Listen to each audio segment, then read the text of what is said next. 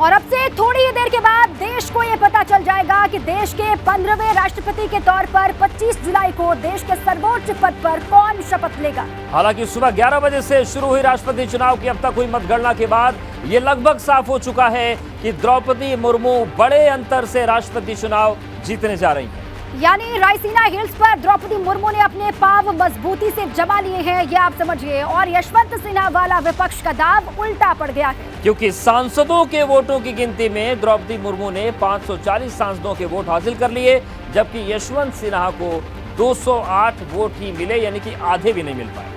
जबकि 10 राज्यों के विधायकों के वोटों की गिनती में अब तक द्रौपदी मुर्मू को 809 विधायकों के वोट मिले हैं और यहाँ भी काफी पीछे हैं, क्योंकि उन्हें सिर्फ 339 विधायकों के वोट मिले हैं यशवंत सिन्हा को। यानी कि सांसद हो या फिर किसी राज्य के विधायक, राष्ट्रपति चुनाव में ज्यादातर जनप्रतिनिधियों ने यशवंत सिन्हा के ऊपर एनडीए की द्रौपदी मुर्मू को तरजीह दी है।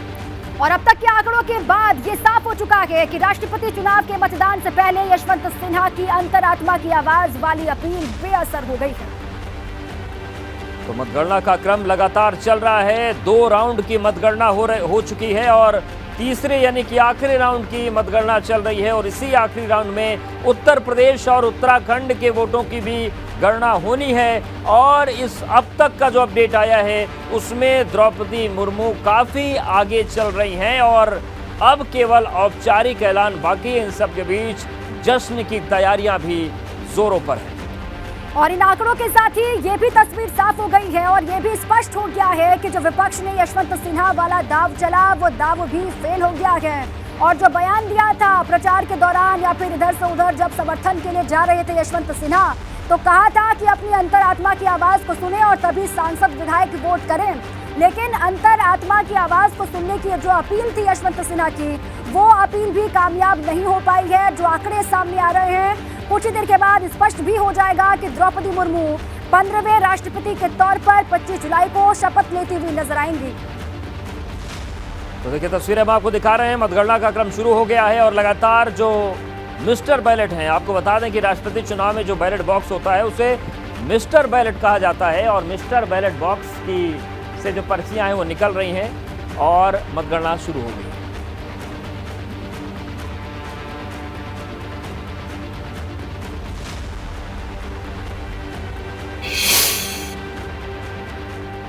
और चलिए सीधे रुक करते अपने सहयोगियों का। हमारे साथ अविनाश जुड़ गए हैं दिल्ली से और लखनऊ में अनुभव हमारे साथ बने हुए हैं, उनका भी रुक करेंगे। सबसे पहले अविनाश आपके पास आ रहे हैं क्योंकि मतगणना लगातार चल रही है। तीसरे राउंड की जो मतगणना थी अविनाश, कहां तक पहुंची और कितना वक्त अभी लग सकता है?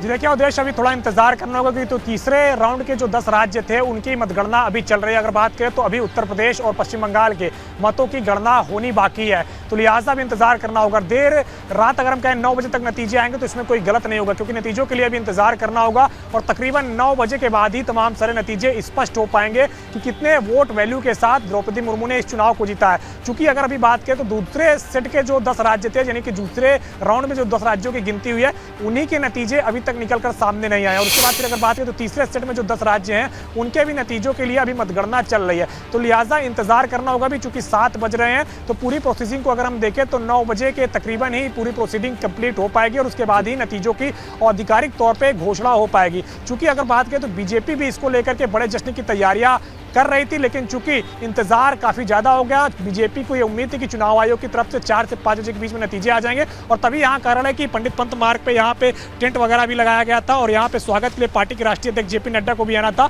लेकिन विलंब होने के कारण नतीजे आए नहीं है। इसी कारण पार्टी के राष्ट्रीय अध्यक्ष यहाँ पे अभी तक नहीं आए और उसके बाद दिल्ली प्रदेश ने ये तमाम तरह कार्यक्रम को करते हुए यहाँ से रोड शो निकालते हुए कार्यक्रम का समापन कर दिया है। अब नतीजों का इंतजार हो रहा है। बिल्कुल नतीजों का इंतजार है। 2 घंटे का वक्त और है।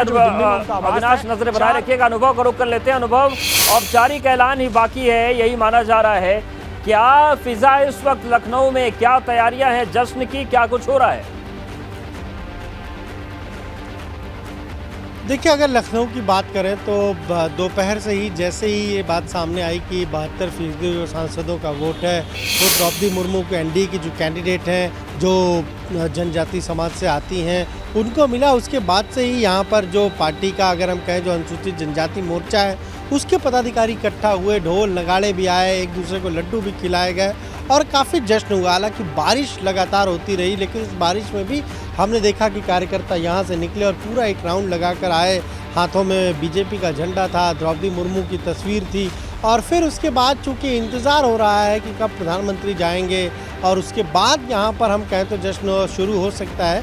हालांकि ये जो अनुसूचित जनजाति मोर्चा का कार्यालय, यहाँ पर ज़रूर कुछ पार्टी के पदाधिकारी मौजूद हैं, लेकिन इंतज़ार हो रहा है कि ऑफिशियली जब अनाउंसमेंट होगा उसके बाद ही अब कोई भी कार्यक्रम यहाँ पर होगा पार्टी कार्यालय में। और उत्तर प्रदेश की अगर बात करें तो इंतज़ार हो रहा है कि यूपी के जो वोट हैं जब उसकी काउंटिंग होगी, जब उसके वो वोट वेटेज की बात सामने आएगी, उस पर सबकी निगाहें हैं। क्या सत्ता दल है, क्या विपक्ष है, सबकी निगाहें उस ओर है, क्योंकि बीजेपी का कहना है कि हमारे जो अलाइज हैं, हमारे जो सहयोगी हैं, उन्होंने तो हमको वोट किया ही है, इसके अलावा अन्य लोगों ने किया है। लेकिन उसका ये भी दावा है कि कुछ और भी जो विपक्षी दल के लोग हैं उन्होंने भी वोट किया है द्रौपदी मुर्मू के पक्ष में। अब वो तो जब काउंटिंग होगी तब पता चलेगा कि उत्तर प्रदेश से कितने वोट मिले हैं द्रौपदी मुर्मू को। विपक्ष का दावा अलग है, विपक्ष का कहना है कि हमारे यहाँ कोई सेधमारी नहीं हुई, हम सब लोग एक साथ थे, हम सब लोगों ने यशवंत सिन्हा को वोट दिया। अनुभव ये मान सकते हैं कि जितना महत्वपूर्ण ये परिणाम एनडीए के लिए है, बीजेपी के लिए है, उतना ही विपक्ष के लिए भी है, समाजवादी पार्टी के लिए भी है, क्योंकि उन्हें भी पता चल पाएगा कि अपने कुनबे को कितना वो थाम पाए, कितनी एकता बना कर रख पाए राष्ट्रपति चुनाव में। बिल्कुल बिल्कुल, देखिए उसी का ज़्यादा इंतजार है। क्या आप देखिए बीजेपी को भी पता है कि ये द्रौपदी मुर्मू आसानी से जीत जाएंगी, उनके सहयोगियों को भी पता है कि वो आसानी से जीत जाएंगी, विपक्षी दल को भी ये पता है कि द्रौपदी मुर्मू ही जीतेंगी, वोट उन्हें ही ज़्यादा मिलेगा। पर सवाल इसी बात का है कि विपक्ष, खासतौर से समाजवादी पार्टी, उसको तो व्हिप जारी करनी पड़ी। प्रेसिडेंट इलेक्शन में अमूमन इस तरीके से व्हिप जारी नहीं होती, लेकिन कहीं ना कहीं उसको इस बात का डर रहा होगा कि हमारे लोग कहीं उस तरफ ना चले जाएं, द्रौपदी मुर्मू को ना वोट दे दें। क्यों? क्योंकि ये एक सीक्रेट वोटिंग है, यानी बैलेट पेपर से वोट डाले जाते हैं। जो वोट देता है वो टिक लगाता है, जो पेन दी जाती है उससे, और फिर बैलेट पेपर को फोल्ड करके वो जो मत पेटी होती है उसमें डालता है। तो ये एक सीक्रेट वोटिंग है, इसमें कोई पता नहीं लगा पाएगा कि किसने किसको वोट दिया। पर यही अब इंतज़ार हो रहा है, खासतौर से उत्तर प्रदेश की अगर बात करें, विपक्ष को ये लग रहा है कि कहीं हमारे ज़्यादा वोट तो उधर नहीं चले गए। बिल्कुल ये सवाल है। अविनाश भी लगातार बने हुए दिल्ली से, लगातार वो सुबह से नजरें बनाए हुए हैं मतगणना पर। अविनाश, तीसरे दौर की मतगणना चल रही है, फिलहाल क्या अपडेट अभी मिल रहा है और किस तरीके से पूरा कार्यक्रम है, और जश्न की तैयारियां उसके बाद आज देखने को मिलेंगी या कार्यक्रम कल के लिए भी टल सकता है?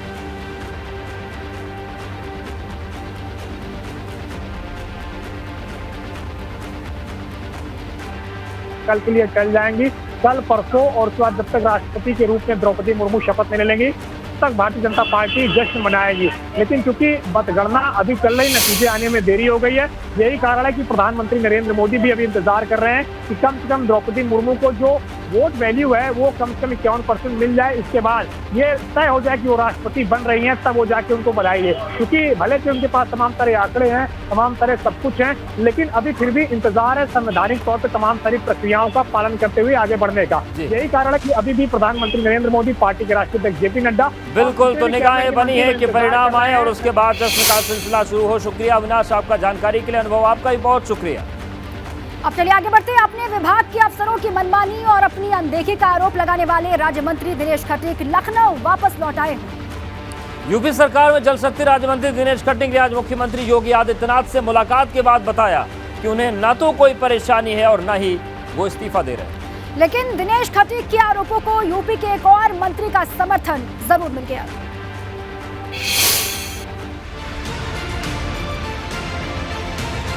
योगी मंत्रिपरिषद से अपने इस्तीफे की खबरों से बड़ी सियासी हलचल पैदा करने वाले जल शक्ति राज्य मंत्री दिनेश खटीक ने दिल्ली से लौटते ही आज मुख्यमंत्री योगी आदित्यनाथ से मुलाकात की और पूरे मामले पर तस्वीर साफ करते हुए कह दिया कि कोई परेशानी नहीं है। मंत्री जी से बात हुई है, सारा विषय बता दिया है, कोई दिक्कत नहीं है। आदरणीय मुख्यमंत्री जी के नेतृत्व में सरकार चल रही है, आदरणीय मुख्यमंत्री जी का आशीर्वाद प्राप्त है।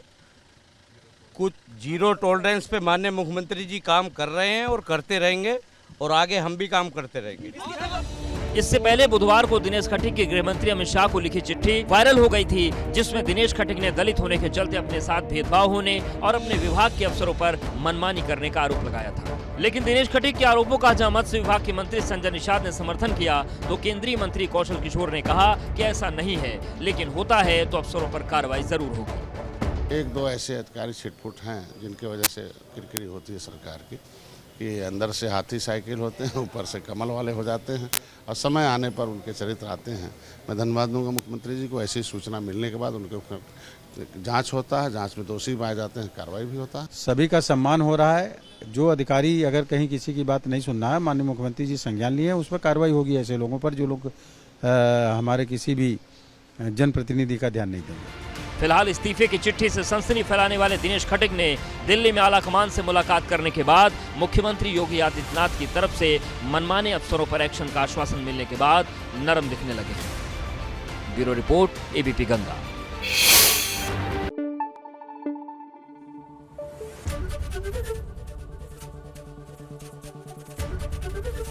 एबीपी गंगा, खबर आपकी, जुबान आपकी।